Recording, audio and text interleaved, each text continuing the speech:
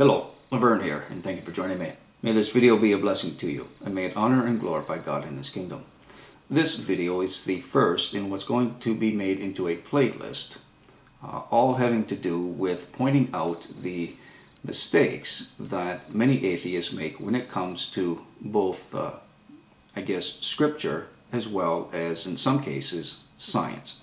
For even though they love to believe that they are wholly rational and logical and intellectual, there are many atheists who are making the very same mistakes that Kent Hovind does. Now, the reason I've chosen the title that I have is because it's a bit of a play on a passage in Scripture where it talks about really those people who are children of Satan, but who come into the church and they act Christ-like. They try and act like they are children of God. Now, the specific wording is that there will be those who are wolves in sheep's clothing. This, of course, is referring to people who try to act like Christians. They come into the church trying to give the appearance of being a Christian, but they are, in fact, anything but. They preach and teach something that is entirely false. They preach and teach a different Christ, a different form of salvation, a different gospel, and so on. And that is what we see in the church today. I've made many videos on this. But as I was saying, kind of a play on this is the fact that there are many atheists who believe they are very different from Christians, very different from Kent Hovind, who is, in my opinion, the poster child for both pseudo-science and pseudo-hermeneutics. Now, for those who do not know who Kent Hovind is, he is a well-known young earth creationist who believes and teaches that the earth is only somewhere between 6,000 and 12,000 years old. And for those who are unaware of it, I've made a good number of videos where I've tried to put forward the idea that there is no contradiction between science and Christianity, that the earth is in fact billions of years old, and that Scripture actually supports this. So that's what this video series is all about. I'm going to be sharing with you atheists who, while they hate to admit it and they don't want to look at it, the truth is they are doing the exact same thing that Kent Hovind does. Now, in this video, I'm going to be looking at before I continue on with that line, some of the people I'm going to be looking at in this playlist that I'm creating will be people such as Arnra, a well-known atheist on YouTube, Hitchens, Dawkins, other YouTubers such as Go Green, and I guess I'd be willing to look at suggestions of others. But I'm going to be looking at people who really do abuse rational thinking.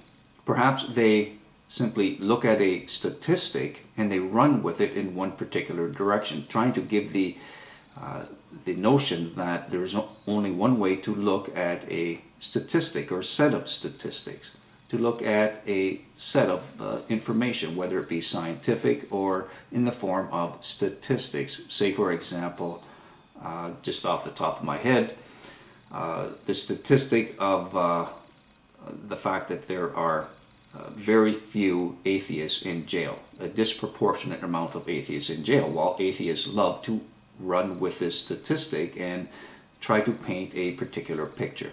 So it will be things like this that I'm going to be addressing. Now, in this video, I'm going to be discussing a YouTuber by the name of DNAunion, his real name being Rick. Now, the reason I'm looking at him in the first video is because he's made some rather outrageous claims on a video of mine. In fact, he's run off pages and pages of comments. And some of the things have just been really out in left field. Now, to prove and to show and to ensure that I'm not taking things out of context or misrepresenting what he has written, I'm going to include some of his comments in the information part of this video. Now, the most outrageous thing that he claimed is that one of the 10 commandments, according to him, is that we are not supposed to cook a young goat in its mother's milk. Now, I'm not kidding here, and he wasn't being sarcastic.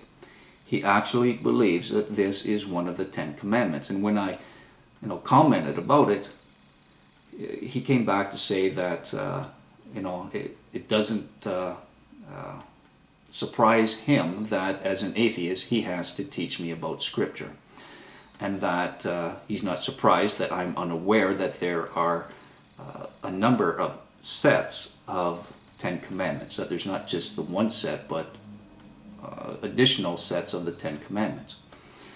And according to him, this particular set of 10 commandments is found in Genesis, or rather Exodus chapter 34. And so I'm going to be looking at this chapter, and I'm going to show how this instruction that we are not supposed to cook a kid in its mother's milk is actually not one of the 10 commandments. Something else that he talks about is the fact that this idea of a dome, that according to him, Scripture tells us there is this actual hard dome that is supposed to be around the earth, and that this goes to show that Scripture is wrong, that it doesn't line up with science. Something else I'm going to be talking about, and I actually can't remember if he commented this or if this was from someone else, but it is the fact that according to many atheists, they claim that Scripture tells us the earth is flat, that the world, according to the Hebrews back in the time when Scripture was written, they believed that the earth was flat. So I'm going to be looking at that in this video. Now, I may not have time to address all of these matters. So getting into the first topic I want to address. Does Scripture give us different accounts, different sets of 10 commandments? Well, the answer is no. There is only one set of 10 commandments. Now, just to give a bit of background of Exodus 34, the first set of the 10 commandments had been smashed by Moses. He was up on Mount Sinai. He was given the first set of 10 commandments, and when he came down, he seen that the people of Israel had built a golden calf and were worshiping it. Out of anger, he smashed the tablets with the 10 commandments on it. And God himself had actually written the 10 commandments onto the stone.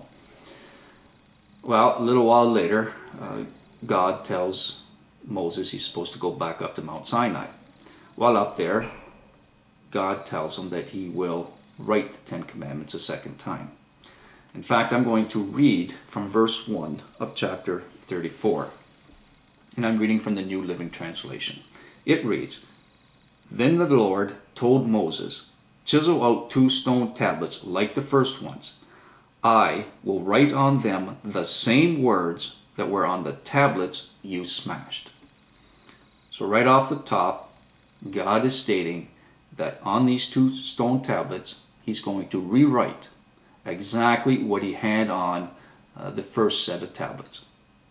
Now, according to Rick, this is not the case.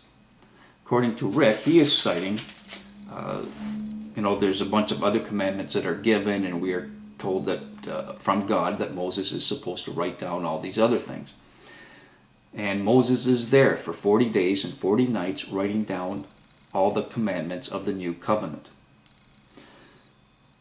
And then, actually, I'm going to read from verse 26. This is what Rick is referring to. It reads, "As you harvest your crops, bring the very best of the first harvest to the house of the Lord your God. You must not cook a young goat in its mother's milk." Reading on. "Then the Lord said to Moses, 'Write down all these instructions, for they represent the terms of the covenant I am making with you and with Israel.'" Verse 28. "Moses remained there on the mountain with the Lord 40 days and 40 nights. In all that time he ate no bread and drank no water. And the Lord wrote the terms of the covenant," and a dash and then the words, "the 10 commandments." So here it's stressing that the Lord wrote the terms of the covenant, the 10 commandments, on the stone tablets. So now it's talking about the actual 10 commandments. It referred to the 10 commandments at the beginning of chapter 34, where God tells us that he would rewrite the 10 commandments. And then he gives Moses a bunch of other instructions. And then we are told that God then rewrites the 10 commandments. So there's only one set of the 10 commandments. This idea that, and Rick goes into and he asks me, what kind of God is it that would list, how we're supposed or not supposed to cook a goat as being one of the 10 commandments. What kind of God is, going to list these things as the 10 commandments and ignore things such as kidnapping, rape, and so on? Well, Rick has no understanding of what actually the 10 commandments are. And this is why I say atheists are using pseudo-hermeneutics to try and push this idea that God is immoral. They have no understanding of Scripture whatsoever. And this is a perfect example of it. Now, before I get into the other things, and I believe I'm going to have to make a second video on them, so I'm just going to finish explaining why it is we were given this commandment, which, by the way, is not part of the 10 commandments, but rather part of the 613 ordinances. That's what this commandment about how we are not supposed to cook a goat in its mother's milk. It's not part of the 10 commandments, but rather part of the 613 ordinances. Now, the reason we are given the commandment in the first place is because it has to do with the fact that all animals have souls. A lot of Christians are unaware of this. A lot of Christians are not able to explain why we are given this commandment in the first place. And even though I call it a commandment, as I've explained, it is not one of the 10 commandments. It is not part of the moral law of God that we see in the 10 commandments. But we are commanded this because it has to do with the fact that all animals have souls. And therefore, it would be immoral to cook any animal in its mother's milk. Now, why do I say that all animals have souls? Well, it has to do with the writings of Enoch. In the book of Enoch, this is explained to us that all animals have souls, and that if people, any man or woman who abuses an animal, they will be held accountable for it. And in fact, the animal is going to be a witness against them. The writings of Enoch explain that we are not supposed to abuse animals. Yes, they are here for us to have dominion over. They are our food. We tend to them, but we do not abuse them. And the reason? Because animals have souls. So this is why we are given this commandment in the first place. We are not supposed to abuse an animal in any way. And this includes cooking it in its mother's milk. All right, in my next video I'm going to address some of the other things that Rick brought up that are simply outrageous. He simply has no understanding. And the reason I'm bringing this up is because there are so many other atheists who think like him. All right, till next time, peace and blessings.